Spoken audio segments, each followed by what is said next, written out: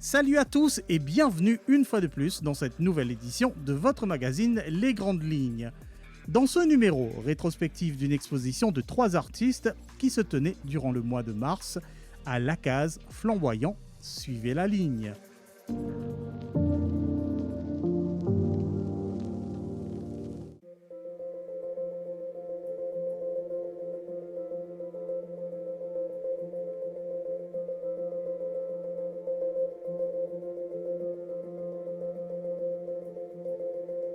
Du 5 au 20 mars 2022, l'Acaz Flamboyant à Bambou accueillait une exposition de 3 artistes émergentes.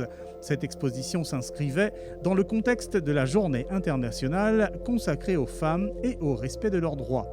Dans cette optique, ce lieu consacré à l'art réunissait dans le même espace les œuvres de Catherine, Mayuri Melissa et Swati You, qui présentaient ensemble une collection assez variée traduisant les multiples facettes de leur talent.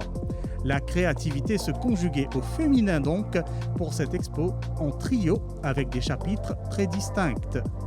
Des acryliques colorés sur toile pour Catherine, des photos de l'architecture mauricienne prises sur smartphone pour Swati You et enfin une collection pluridisciplinaire pour Mayuri Melissa qui proposait des huiles, des gravures mais aussi de délicates peintures réalisées sur des feuilles. Nous avons rencontré 2 de ces artistes par le biais de l'Acaz Flamboyant Flashback. Pour cette exposition-là, justement, j'aimerais parler un peu de ça. Donc, vous êtes trois femmes à vous être réunies, à vous dire que voilà, on veut faire une expo. Je voudrais connaître un peu justement les détails de ça. Qu'est-ce qui vous a motivé, vous trois, à marquer, parce qu'il faut le rappeler, c'était dans le cadre de la Journée internationale des droits de la femme. Comment vous dites, écoute, on va exposer. Alors c'est surtout Malène qui est venue vers nous. Donc on a 3 différents styles assez différents. Swati qui est photographe, Mayuri qui est experte en peinture sur les feuilles, qui est magnifique, et moi-même, donc moi c'est plutôt la traditionnelle, donc acrylique sur canevas. Et on était extrêmement contents de pouvoir exposer toutes les 3 pour la première fois. Et donc en plus c'est justement par rapport aux droits de la femme, donc c'est 2 pierres en un coup. On ne se connaissait pas, mais très content de faire leur connaissance.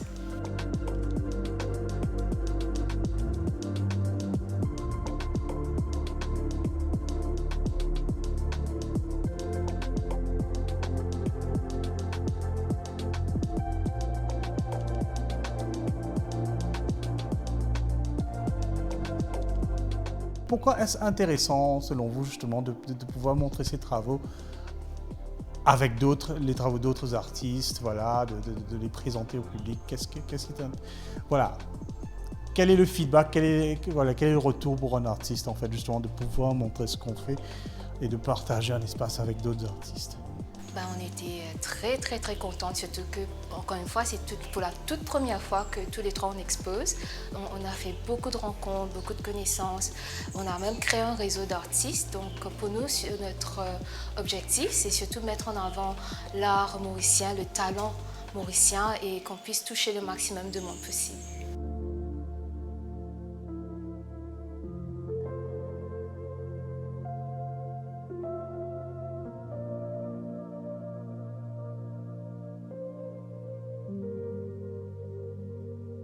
Comment vous finissez vivre sa rencontre-là avec des autres artistes, partageant même l'espace? Merci à Malène pour cette occasion-là. Et c'est ma première expérience en tant qu'artiste. Moi, je fais une student expo, mais en tant qu'artiste, c'est ma première expérience qui me permet de moi de voir du monde, des artistes comme Catherine, Swati. Et pour moi, je découvrir les autres artistes grâce à l'exposition. Comment vous finissez vivre ça, justement, sa interaction-là? Et quand tu pensais ça a débouché, est-ce qu'ils étaient dans peut-être un projet qui a venu encore? Définitivement, et que c'est une extra jolie expérience, que nous partageons nos passions communes, mais dans différents styles. Et ça apporte nous beaucoup la joie, parce que quand nous partageons nos passions, ça apporte la joie. avant cette exposition-là, est-ce que tu déjà envisages justement montrer aux bonnes travaux au public ou bien est-ce que tu peux faire l'auteur ou bien finalement besoin qu'il y ait un extérieur, quand même un déclic pour s'ouvrir? C'était un déclic, un grand coup de pouce de M. Malen. C'est me tenir dans l'idée pour amener mon œuvre au public, mais Malen c'était personne qui me demande un coup de pouce pour ça.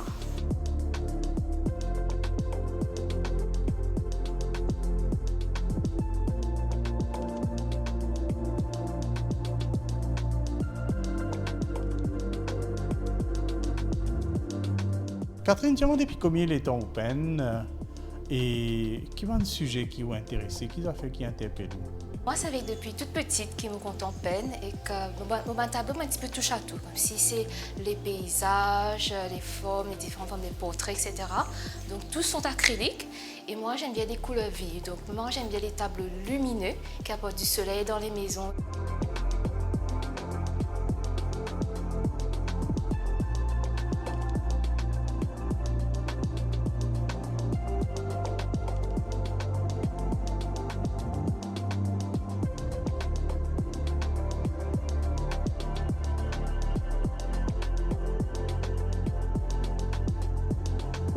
Pour la collection que vous présentez ici, comme vous avez dit, vous touchez à différents thèmes. Donc, il y a certains thèmes récurrents, donc le tigre, que l'on voit 2 fois, et aussi la femme dans différents aspects, différents états. Alors, parlons de la femme tout d'abord. Justement, vous avez représenté la femme à travers 3 différents tableaux, avec 4. Parlons justement des différents aspects de la femme dont vous avez traité justement dans vos tableaux. Bien sûr. Alors, il y a l'aspect féminité avant toute chose. Donc, j'ai voulu dépeindre la femme, le côté féminin, le côté sensuel aussi, mais aussi le côté caractère. Donc là, comme vous voyez, il y a Ama qui est juste derrière moi. Donc ça, c'est parmi les premiers portraits que j'ai faits. Donc Ama, pour moi, elle porte un message de paix, de compassion et d'amour. Donc j'étais très contente de pouvoir faire ce portrait-ci. Justement, maintenant, on entend des échos de guerre. Donc je pense que c'est justement ces messages-là qu'on doit propager le plus.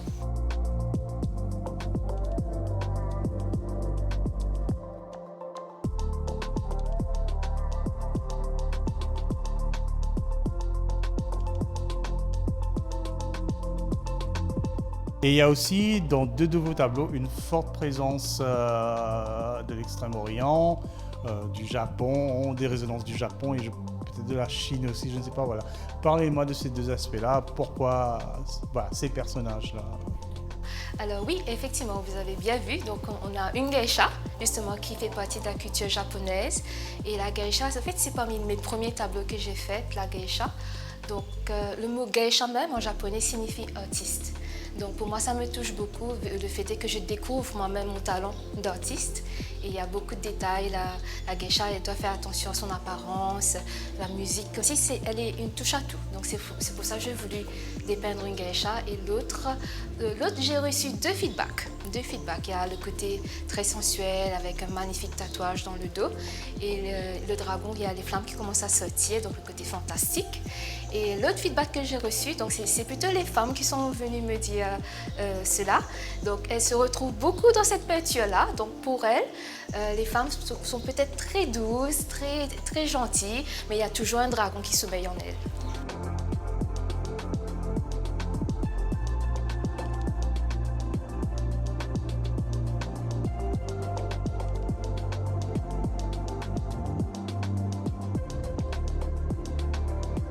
Il y a 2 tigres, donc est-ce qu'il faut prendre ça au premier degré, donc c'est des tigres, ou bien ça répond aussi à autre chose, quelque chose que vous voulez exprimer? Je sais pas.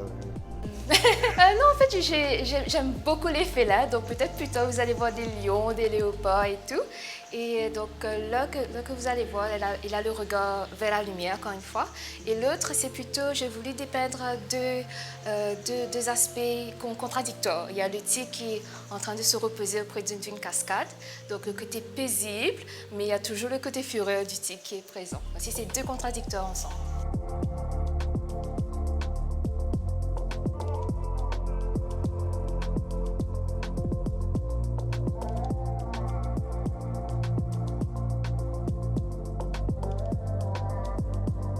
Mayuri, dans sa exposition-là, où il présente une œuvre dans différentes tendances, différents styles, différentes techniques.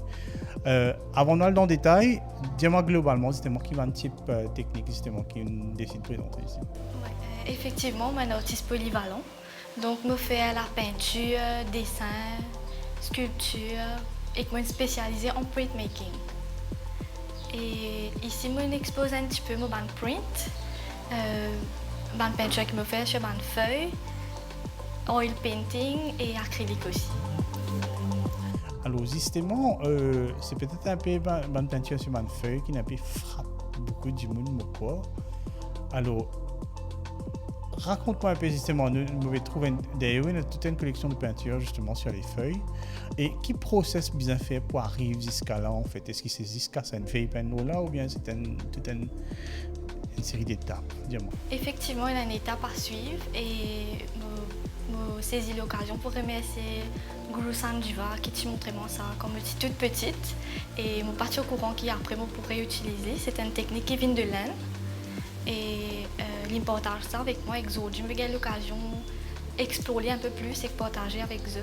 Ce process c'est qui me cueille une feuille là. Après me mettre les tremper pendant 40 jours. Quand fini, là me laver, me mettre les contre un mur. Je vais mettre une petite pression de l'eau là-dessus pour que tout ce banc de la chair sorti, ce banc de dead cells, et que là finalement résiste ce squelette. Ce squelette, oui, banc de veins de feuilles là. Et c'est quoi un peu ça process là? Comment les... Oui, ça process là, ça veut dire comment toute feuille qu'ils ont trouvé. Mais sa feuille là, on appelle ça feuille people. Nous gagnons ça dans 3 corps, dans le temps de l'île Maurice, dans le temps Pindou. Et aussi dans le chemin aussi, nous avons gagné. Mais je cueillis, par la suite, je m'ai trempé pendant 40 jours. Là, je prends une feuille là, je plaque les contre un mur pour qu'il gagne appui. Les coller, vu qu'il est humide, là, avec une petite pression de l'eau, tout ce banc de dead cells sorti. Finalement, ce qu'ils peuvent trouver là, c'est ce skeleton. Et peut-être qu'on montre-moi ça l'autre là, ça c'est ce l'état. Ouais. Ce final product, il peut venir comme ça. Là, je mets un background wall pour qu'il ressorti dans les veins. Et background là, c'est toujours une feuille? Non, c'est un Bristol. C'est un papier couleur. D'accord, qui va piller ça. Oui. Ok, donc un layer contre ça. C'est un layer, voilà.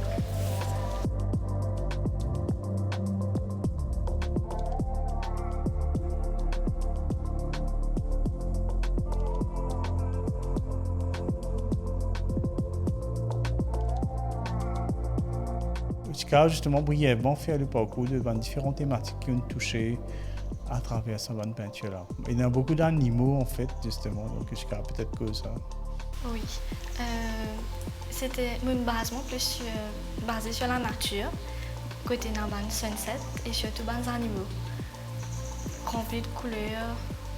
Qui fait des animaux hein?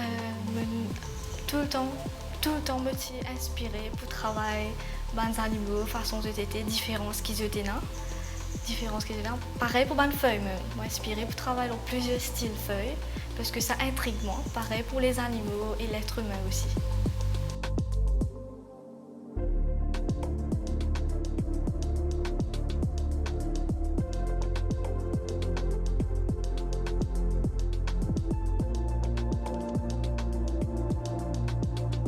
Nous cause là où les autres travaillent parce que vous présentez sa série là qui va une peinture sur feuille et dans les autres différentes techniques.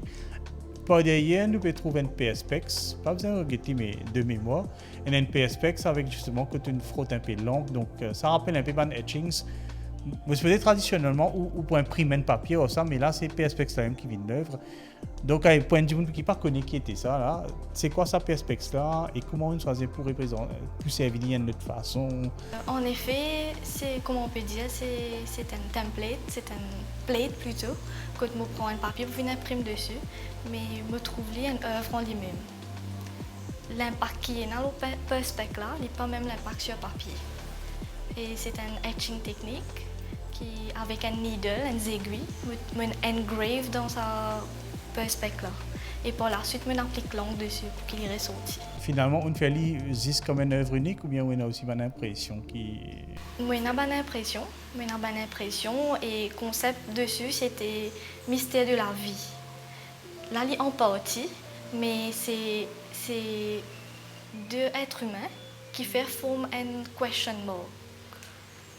En finale, il y a un question mark, mais là, il y a seulement deux êtres humains.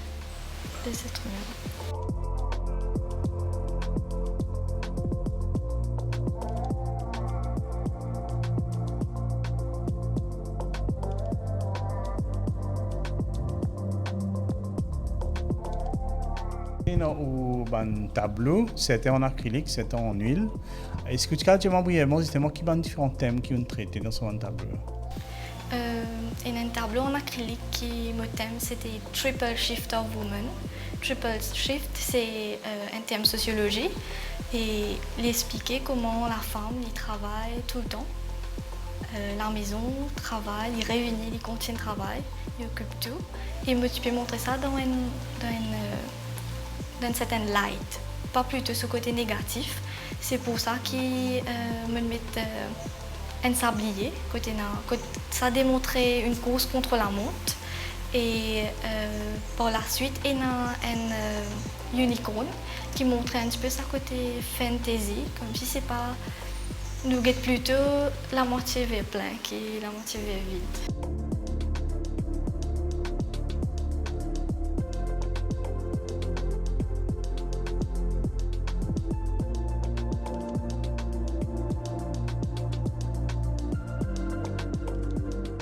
Cette expo a réuni justement trois artistes, voilà, donc vous vous connaissez désormais justement. Est-ce que déjà justement il y a eu un petit bond qui s'est créé entre vous trois et vous pensez déjà? Certainement.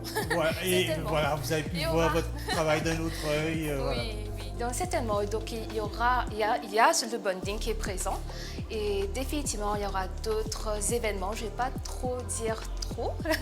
Je vais garder la surprise, mais il y aura définitivement d'autres événements qui vont suivre. Cette exposition-là, bon, il fait aussi dans le cadre dans le sillage du 8 Mars, qui est la journée consacrée à la femme, aux droits de la femme. Et pour vous, comment vous trouvez qu'il y a un aspect important comme étant justement un droit, une valorisation de la femme et ce potentiel? Oui, définitivement. Définitivement, pour moi, l'art lui permet que ce soit l'homme ou la femme pour exprimer, pour faire un partage. Et quelque part, pour moi personnellement, il y a une façon pour m'évader du quotidien. Et dans sa façon-là, il est capable de permettre beaucoup de femmes avancer, croire en eux et continuer de suivre cette passion. Et encore une fois, c'est pour les deux, l'homme et la femme.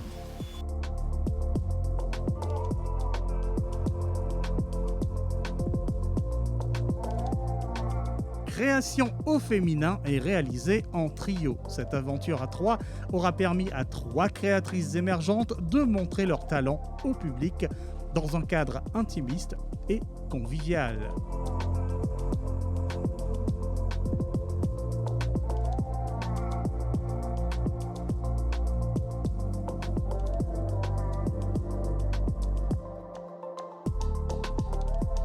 L'exposition prenait fin ce 20 mars. Elle reste un beau témoignage d'un accomplissement collectif.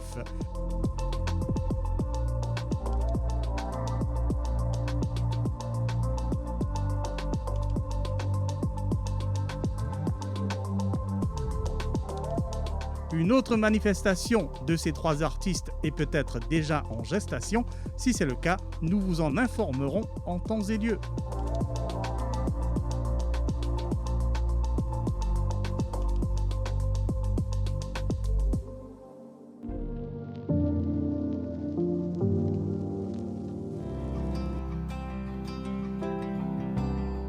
Nous sommes arrivés presque à la fin de cette édition. Avant de se quitter, voici quelques événements en cours. La case Flamboyant accueille jusqu'au 20 avril l'exposition de Jessie Gouria, Entre déchirure et réconciliation. Une exposition de collage réalisée à partir de papier récupéré. Après avoir exposé Picasso, le musée Blue Penny propose une exposition unique consacrée à Matisse. Du 15 avril au 15 juin 2022, vous aurez l'occasion d'admirer quelques-unes des œuvres de ce grand maître de la peinture du XXe siècle.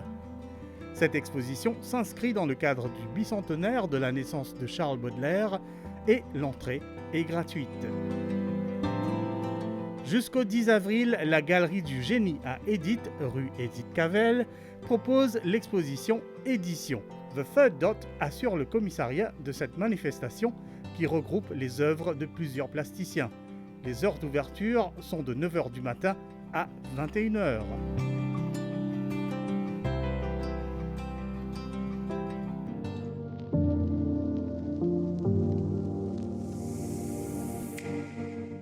Point final à cette édition de votre magazine Les Grandes Lignes.